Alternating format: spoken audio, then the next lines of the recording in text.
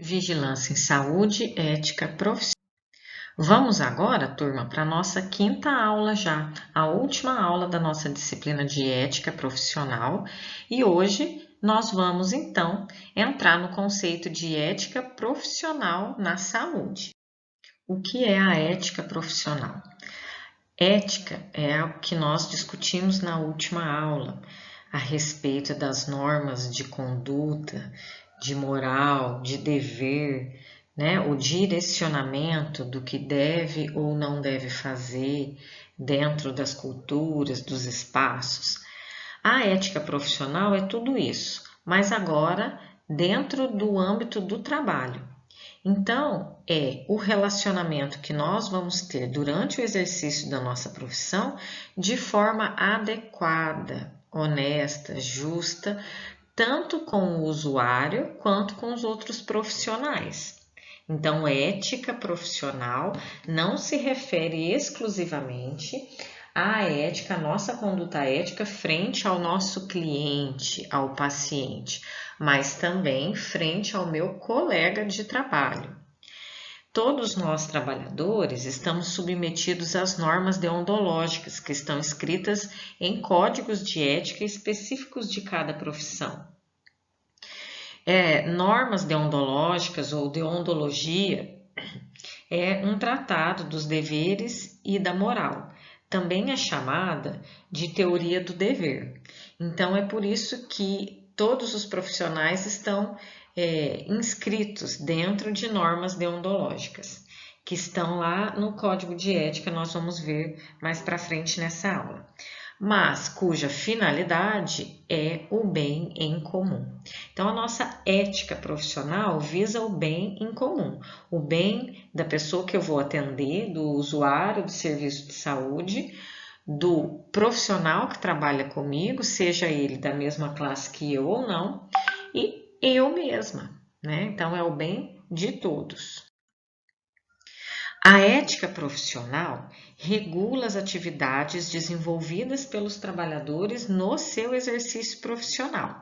E aí, a ética profissional regula as condutas que a gente deve tomar durante o nosso trabalho e também deixa bem claro quais são as condutas que nós não devemos tomar, que são as chamadas condutas ou atitudes antiéticas. Falando especificamente de ética em saúde, uma vez que vocês estão se formando no curso de Vigilância em Saúde, então serão profissionais relacionados à saúde, né? Nós precisamos nos lembrar do SUS, o Sistema Único de Saúde, que foi uma conquista para os brasileiros e que, dentre os seus princípios, existem os princípios organizacionais e os doutrinários. Dentre os princípios doutrinários, vocês vão se lembrar que são universalidade, equidade e integralidade. Vamos lá, gosto muito dessa imagem para mostrar o que é a equidade. Veja bem, igualdade, essas três pessoas que têm tamanhos diferentes, vamos entender tamanhos por capacidades, potencialidades, por oportunidades diferentes, elas ganham o mesmo caixote. Vejam, foi igual. O que elas ganharam foi igual. No entanto, eu não consegui ajudar a todos. Vocês concordam? Isso então mostra do lado de cá a equidade. Esse maior não precisa receber. O menor precisa, o médio precisa de uma mesma. E o bem pequeno vai precisar de duas. Veja, eu garanti com que os três usuários, digamos assim, do serviço de saúde, tivessem a mesma qualidade para o que eles queriam, que é assistir o jogo, ok? Mas eu tratei eles conforme a necessidade específica de cada um. Então, por equidade, a gente tem aquela frase, tratar diferente os diferentes, não se refere a qualquer tipo de discriminação, por favor. Tratar diferente os diferentes é tratar segundo a necessidade de cada um. Então, uma pessoa procura um serviço de saúde e o médico avalia e vê que ela está com problemas provavelmente renais, e ele pede um ultrassom de vias urinárias. Ok. Um outro usuário do serviço de saúde também procura e ele tem uma queixa completamente diversa. Ele foi lá por questões da visão, certo? Ele precisa de passar no oftalmologista. Mas o colega dele saiu dali com encaminhamento para uma ultrassom de vias urinárias. E aí ele fala que ele quer também. Essa é a diferença. Por que não vai ser pedido um ultrassom de vias urinárias para ele? Porque a queixa dele, a necessidade dele naquele momento é encaminhá-lo para um oftalmologista. Entendem? Só dei um exemplo bem exagerado, mas para a gente perceber a questão desse princípio doutrinário do SUS, a equidade. Então, a cada um vai ser dado segundo a sua necessidade específica de saúde, ok?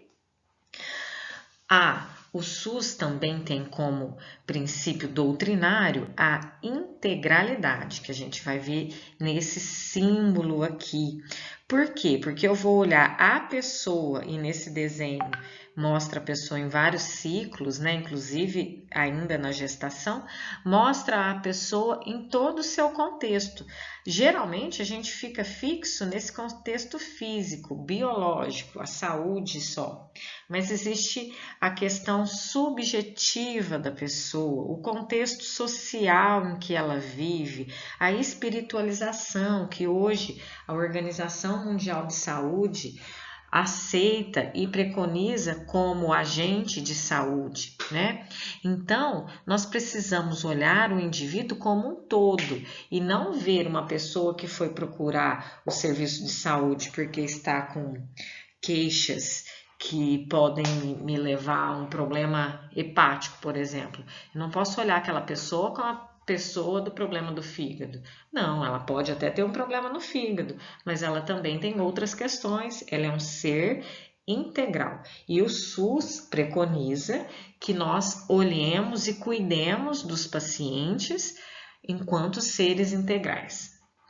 E aqui deixei por último, mas é o primeiro princípio doutrinário do SUS, que é a universalidade ou universalização, que é um princípio muito simples, dizendo que o SUS é um direito de todos os brasileiros ou naturalizados brasileiros. Ou seja, não tem exigência para que se possa ter atendimento ao SUS. Antes da criação do SUS, para ter direito aos serviços de saúde, tinha que ter trabalho em carteira registrada. Se fosse um trabalhador informal ou um desempregado, não teria direito aos serviços de saúde. Imagina isso? Hoje não. Felizmente, com o SUS, a gente tem o direito, essa garantia de que a saúde é um dever do Estado. Então, os nossos governantes devem garantir a assistência, o acesso à saúde a todos os cidadãos brasileiros. Isso também implica em a gente entender, desmistificar aquela frase de que SUS é para os pobres. Não. SUS é para os brasileiros, unicamente. Ok?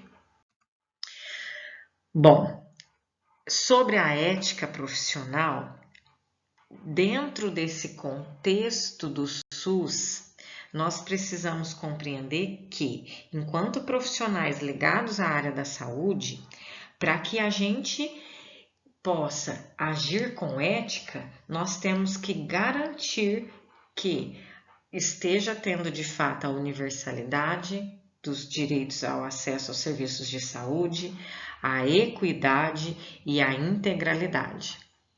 Então, a ética profissional relacionada à saúde nos faz pensar na dignidade do ser humano, em tratá-lo com solidariedade, respeito, honestidade, responsabilidade, em ouvi-lo, em ter diálogo com ele, em acolhê-lo. Tudo isso faz parte do que é ética dentro dos serviços de saúde. Lembra que eu falei que todos os profissionais estão inscritos em algum código de ética? Então, os vigilantes em saúde, eles são profissionais da área da saúde, mas também são profissionais administrativos, certo? Então, o código de ética que regulamenta o trabalho dos técnicos em vigilância em saúde é o Código de Ética dos Profissionais de Administração. Nós vamos vê-lo agora nessa disciplina e eu preciso destacar para vocês que na apostila, o Código de Ética dos Profissionais de Administração que está escrito é de 2010, tá? Porque quando a apostila foi escrita, essa resolução nova é de 2018, um pouquinho mais nova, né? E quando a apostila de vocês foi escrita, ainda não era 2018, então não tinha isso. Então, eu vou pedir para que vocês não considerem, tá bom? Não é que ele tem nada de errado, é que já tem uma resolução nova que atualizou. Eu vou deixar disponível na plataforma para vocês esse código de ética na íntegra atualizado, que é o de 2018, tá bom? Então, o Código de Ética tem 8 capítulos. O primeiro fala das regras fundamentais, basicamente fala dos deveres. O 2 fala das infrações. O 3 fala dos direitos. O 4 dos honorários. O 5 fala dos direitos que a gente tem com relação aos colegas. O 6 com os deveres que a gente tem com relação à classe. O 7 fala sobre as penas, né, as penalidades, e o 8 fala das disposições finais. Eu vou passar agora por alguns dos artigos do Código de Ética. Nós não vamos ver todos, porque é extenso e nós não conseguiríamos esgotar em uma única aula. Como eu disse, eu vou deixar na plataforma o Código de Ética na íntegra e sugiro a vocês que o guardem, que o leiam e que tenham ele com vocês. O capítulo 1 das regras fundamentais, eles trazem, como eu disse, os deveres do profissional de administração. E aí fala que é um dever exercer a profissão com zelo, com honestidade, defender os direitos e os interesses do cliente. Olha esse terceiro que interessante. É um dever guardar sigilo sobre aquilo que a gente ouve no nosso trabalho, manter independência técnica. É um dever a gente se empenhar no aperfeiçoamento pessoal e profissional, ou seja, formou, vamos continuar fazendo cursos, capacitações, estudos, né? Zelar pela reputação pessoal e profissional, esclarecer o cliente sobre a função daquele setor que você está trabalhando, a preservação do meio ambiente, enfim, ok? No capítulo 2, que trata das infrações, deixei bastante resumido, mas deixa claro que a gente vai ter que tratar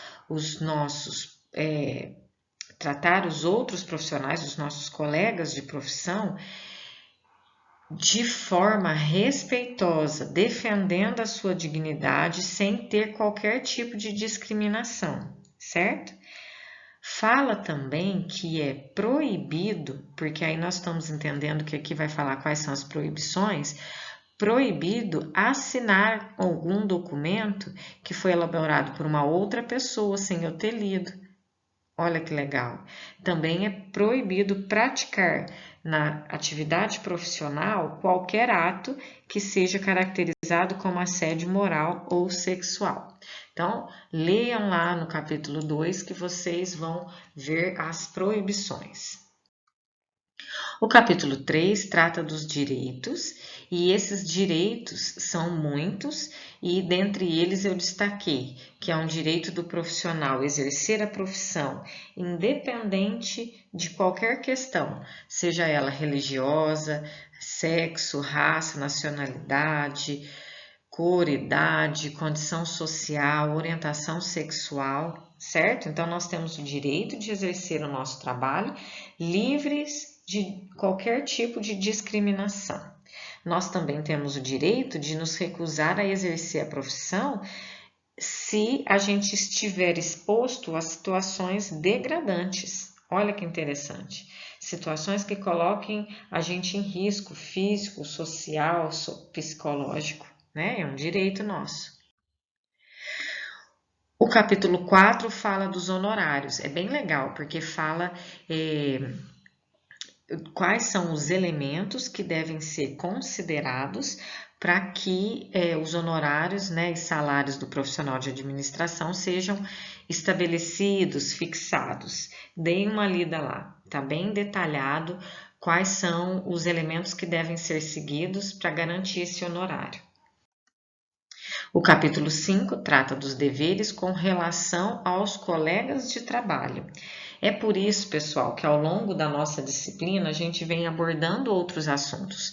Nós fomos nos preparando para chegar nesse momento. Nós não discutimos lá atrás sobre as relações interpessoais? Então, é o que está nesse capítulo 5, os deveres com relação aos nossos colegas. Como é longo, extenso e necessita de reflexão, ele foi abordado em aula separada, né? Então, o profissional de administração tem o dever para com seus colegas de consideração, apreço, respeito, solidariedade. Né? Então, é questão de saber controlar a temperatura emocional, é questão de saber dar o espaço, o direito do outro, em saber respeitar as diferenças, né? Tudo aquilo que nós vimos discutindo. O capítulo 6 trata dos deveres com relação à classe. Pensem, enquanto classe mesmo, nós precisamos nos unir, nós não devemos ser um profissional que fica apontando o defeito do outro, que é um colega meu, que tem a mesma profissão. Se ele tem algo muito sério, tenta ajudá-lo, conversá-lo, orientá-lo. Agora, ficar apontando os erros dele para os outros só vai enfraquecer a própria classe, né? Então, o capítulo 6 fala que o profissional de administração tem que observar normas, né, com relação à classe, prestigiar as entidades de classe, apoiar as iniciativas, né, aceitar desempenhar as suas funções quando estiver preparado e fazer com zelo, com eficiência, aprimorar a administração como ciência, cumprir com as obrigações legais, certo? Então, vamos pensar também no coletivo, né? Começa por agora. Qual classe neste momento, apesar de que todos estamos inseridos em várias classes, mas especificamente nesse curso, agora vocês estão na classe dos estudantes. Então, vamos nos fortalecer enquanto estudantes, nos unir enquanto classe estudantil, né? E logo, daqui a pouco, unir enquanto classe dos profissionais da administração e enquanto os profissionais de saúde também. O capítulo 7 traz a fixação e a gradação das penas. Então, vai falar sobre as penalidades, quando a gente descumpre qualquer um dos artigos desse código de ética, nós estamos agindo com uma infração ética e podemos ser penalizados. Então, cada um dessas infrações serão julgadas, avaliadas e as penalidades podem ser advertência escrita e reservada, pode ser censura pública, que é como se fosse essa advertência, mas aí ela vai ser pública, ela vai sair nos meios, né, oficiais de divulgação. O profissional X foi censurado por descumprir o artigo tal, ok? Depois, então vocês percebam que precisa com que essa infração seja cada vez mais grave para ir chegando a penalidades mais graves. Então, começa com uma advertência escrita e reservada. Se for um pouco mais grave, vamos pensar em censura pública. Então, o nome desse profissional é colocado publicamente, censurado publicamente. Depois, avançando na gravidade daquela infração que eu cometi, eu poderei ter a suspensão do exercício profissional. E o que entende-se por suspensão? Eu vou ficar impedida de trabalhar naquela área por determinado período de tempo a ser definido, certo? Esse período que eu não vou trabalhar, eu também não vou receber, né? Eu vou ter a minha carteira profissional suspensa. Ou, em casos de maior gravidade mesmo, a gente vai ter o cancelamento do registro profissional. Perdeu a carteira profissional. Tudo bem, gente? Então, até aqui, nós vimos a ética profissional e o código de ética dos profissionais de administração. Mas nós não podemos perder a questão de que vocês são profissionais da área administrativa da saúde. Então, nós precisamos falar em ética na saúde, como nós temos abordado, e não tem como falar em ética em saúde e não falar da humanização.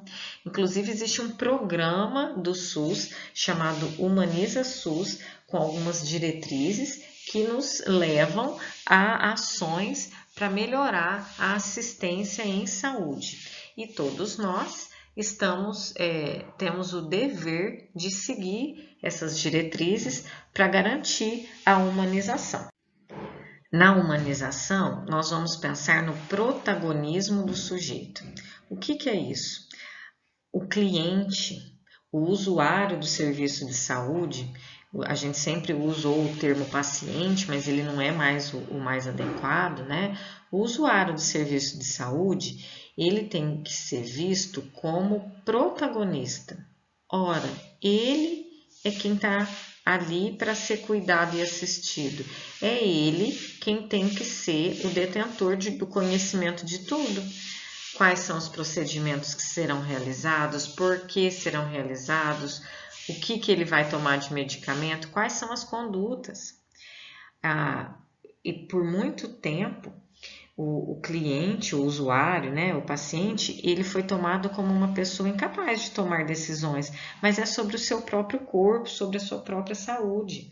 Então, o profissional ia, indicava tratamentos, recursos, outros profissionais iam, faziam procedimentos, enfim, e a pessoa muitas vezes não tinha nem ideia do porquê, como, para quê, né? Então, não, nós precisamos mudar. A primeira coisa que a gente tem que pensar enquanto a gente fala de humanização e serviço de saúde é entender que o principal, quando a gente está atendendo uma pessoa, é a pessoa e não o atendimento.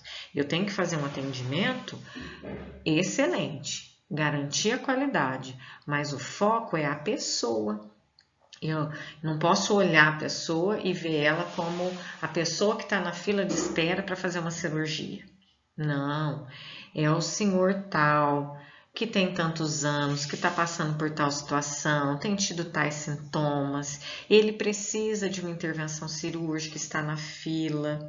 Então, a gente tem que entender tudo isso, enxergar a pessoa antes de enxergar o seu tratamento. Antes de enxergar que ela foi ali para buscar uma cópia do prontuário, tem que enxergar a pessoa e colocá-la como protagonista, ou seja, explicar tudo. É direito da pessoa, pessoal, é direito que a pessoa entenda, olha, o médico, você foi atendido, o médico te encaminhou para tal coisa.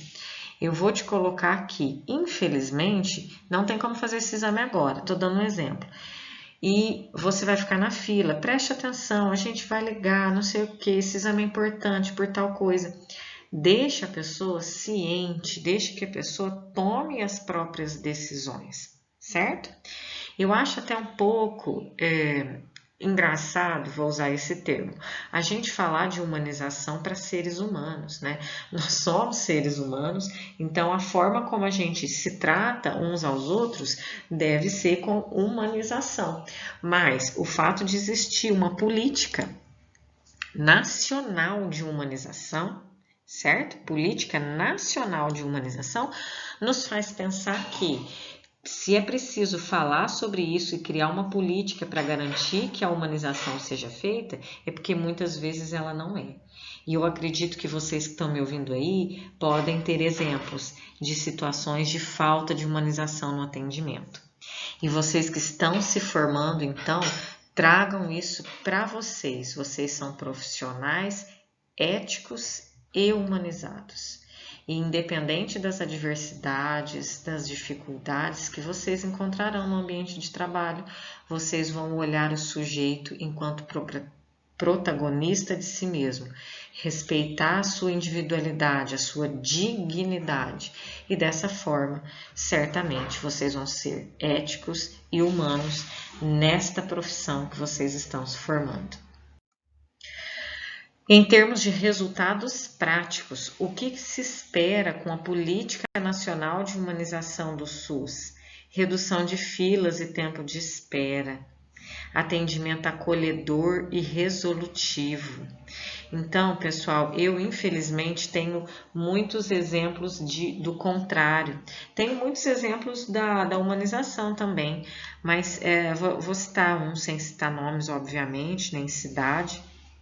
Mas certa vez numa reunião, quando eu trabalhava numa prefeitura, nós estávamos decidindo a respeito do fluxograma de atendimento dos pacientes quando eles chegassem naquele serviço de saúde. Então ia seguir tais e tais passos. Nós estávamos definindo esse fluxograma e veio uma fala que partiu inclusive da gestão falando, não, mas se a gente fizer esse fluxograma assim, o paciente chega, já tem seu problema resolvido e assim fica muito fácil para ele. Ele chega no mesmo dia, já tem tudo resolvido? Não pode ser assim. Gente, eu fiquei chocada de ouvir a voz de um gestor falando que não poderia ser assim. Tem que ser assim. O atendimento tem que ser acolhedor, né? Tem que ser respeitoso. Não é com aquela cara, nossa, chegou mais um, tem que atender. Mas não, com dignidade, com respeito e resolutivo. Para que eu tenho que complicar a vida do usuário do serviço de saúde, fazer ele voltar outro dia por questões meramente burocráticas, se há a possibilidade de que seja resolutivo, né? Isso é o programa, é o que se espera do programa de humanização da saúde, certo? A questão de criar vínculo com o paciente, né? Então, ainda em resultados práticos, garantia dos direitos do paciente, a valorização dos trabalhadores, do trabalho na saúde e da gestão. Então, pessoal, vamos lutar para que isso seja colocado em prática. Nós já estamos finalizando a nossa disciplina de ética profissional, mas eu gostaria que tudo que nós conversamos aqui, as atividades reflexivas que a gente colocou para fazer, os diálogos nos fóruns, possam despertar em cada um de nós esse profissional ético e humano, que quer facilitar a vida do paciente dentro das questões legais, mas facilitar a vida dele e não dificultar a vida dele, ok? Pessoal, agora, por favor, façam a leitura da aula 5 na apostila. Só lembrando que o código de ética que está lá está desatualizado, então podem pular essa parte. O código de ética está na íntegra, na plataforma também, o atualizado de 2018. E depois realizem a tarefa 5. Me procurem para qualquer dúvida, estou à disposição.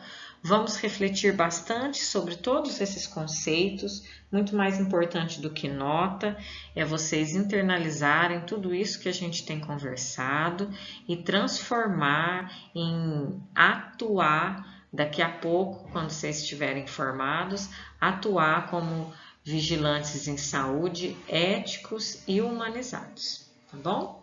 Foi um prazer estar com vocês mais uma vez e a gente vai conversando. Muito obrigada.